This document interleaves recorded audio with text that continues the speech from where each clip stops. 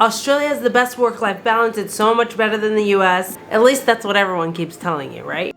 Listen, I've heard it all after living in Australia for over 10 years, but I feel like I have a bit of an unpopular opinion when it comes to the work-life balance here.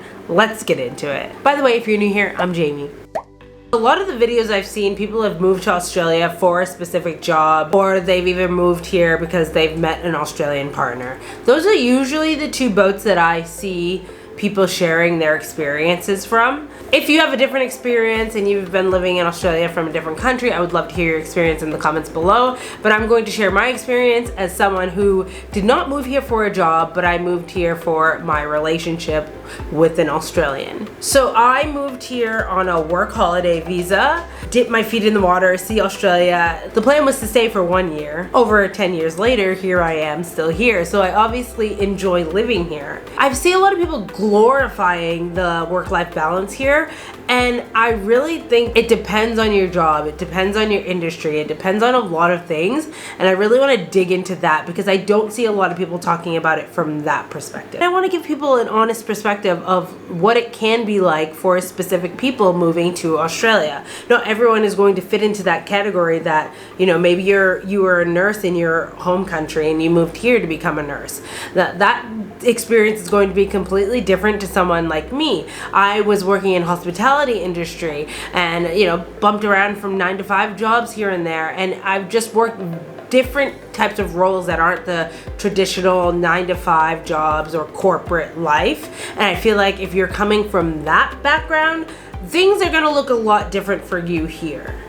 When I moved here, a lot of the other people that I met that were not from Australia were here on work holiday visas. A lot of Brits and people from the UK come to Australia for a work holiday visa, and their terms are different from US people. They're able to stay longer. They have like a treaty between their two countries. It lengthens the amount of time they're able to stay in the country versus someone from the US. You only have the 12 months for your work holiday visa. So a lot of people that come here on work holiday visas, they go and do a lot of farm work. They go and work for like the tourism industry. They go to work for hospitalities. They go work on the banana farms.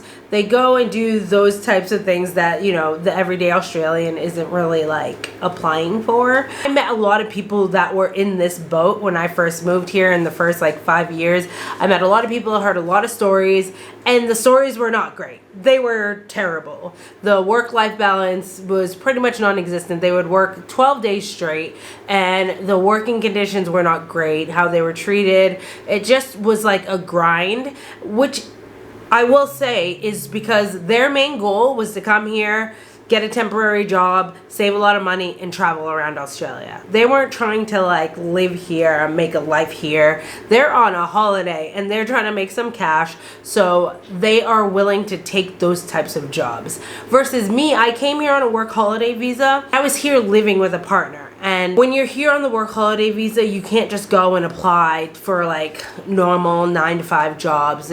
Like your work conditions are limited. So I had a really hard time trying to get like a normal job. I got a job in a cafe, which is what I was doing before I moved to Australia. I will say that experience was way better than my working conditions in the US. I was getting paid more. I didn't have to work weekends. I didn't have to work evenings. So it was way more enjoyable in that aspect, but that is not the case for all hospitality jobs here. I believe I was getting $24 an hour in my very first job here, and that to me was amazing. You know, and I could make more if I worked on Sunday. I was really happy with that. Like I finished work around 2 or 3. I was so happy with it. A lot of the Australians that I knew here were like, oh my God, you should be asking for more. That's nothing. And I was like, I'm sorry. I'm sorry. Like I struggled getting the 50 cents on my $8.50 when it came to my job in the US, and that was with a 4-year bachelor's degree. I was like, can you make it 9? And they were like, we'll do $8.50. And I was like, sold. I just graduated with my degree and I could not get a job for 6 months. I was applying to all the things.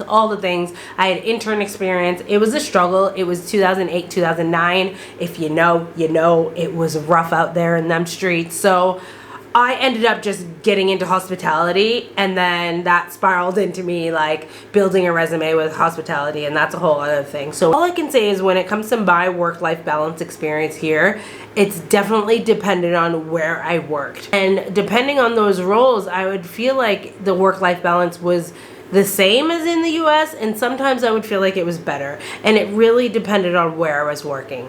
I will say, like, my first role here in hospitality was great work-life balance, and I really felt like it was a complete like 180 from when I lived in the US. But I've worked other hospitality jobs here that it just felt like the same grind that I was in, and the money was worse. That's why I say it depends. It really depends on who you're working for. I've seen a lot of other videos like this. They talk about like the vacation time and taking time off, and how there's no real pressure from their bosses. It's more like encouraged to do those things. And I will say, like, if you are in a traditional 9-to-5 corporate situation, the chances of that are higher. I've worked in a corporate setting where taking time off or not working on holidays, it was something that still felt uncomfortable to like ask your boss for. And so that was very reminiscent to when I worked in the US. I've worked in hospitality jobs here where I felt there were a great work-life balance. I've worked in hospitality jobs here where I felt like there was horrible work balance. I've worked in corporate settings where I felt like there was a great work-life balance. I was encouraged to take sick days. I was encouraged to take time off, and it wasn't a big deal. I've worked in corporate settings here where requesting time off, taking sick days, and enjoying holidays off was not encouraged, and it was something that felt really uncomfortable to even want. I've been in 2 different industries and experienced both things on both sides. That's why when people just like blanket like Australia's work-life balance is amazing, I can't fully agree, because I really do think it is an individual thing based on your workplace. I do think that there are a higher percentage of people that experience a better work-life balance from their home country here, but I don't think that it's the case for all jobs here. And so I just wanted to make a video kind of like really just putting that on the table, because I would hate for someone to come here and be like, oh, the work-life balance is so much better, and then them being in a situation where they're in an environment where, you know, taking time off is like looked down upon, and being sick, it's looked down upon. It is better than the US, but it does still happen here. Of course you can just be like, okay, well, go find a better job, go find a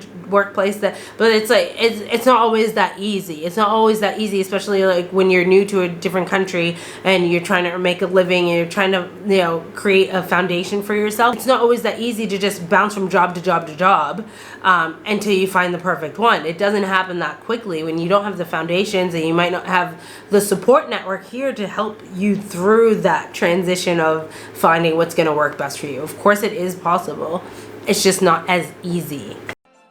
I had a bit of a culture shock moment when it came to me like being sick, like needing to take the day off, but telling my boss like, oh, I'll come in, it's fine. Like, or if I just started to come down with a headache or something, and I'm like, oh, I'm starting to feel a little bit run down or whatever, my boss would be like, okay, go home. And I'm like, what?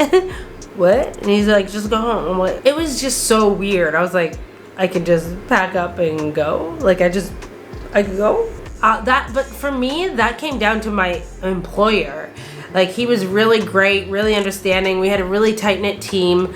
And so I just feel like it just made life easier. Like, he looked at us as individuals with lives and things going on. And I feel like when it comes down to the employer, that can make or break the environment that they're cultivating for their employees. And I've also worked in settings here where just going to the bathroom and getting off the phones and going to the bathroom was just like, you better hurry up because I need you answering this phone. And so it made it really uncomfortable when I did get sick, or if something came up, or if I wanted to take a long weekend off or something like that. It was just like, I can't.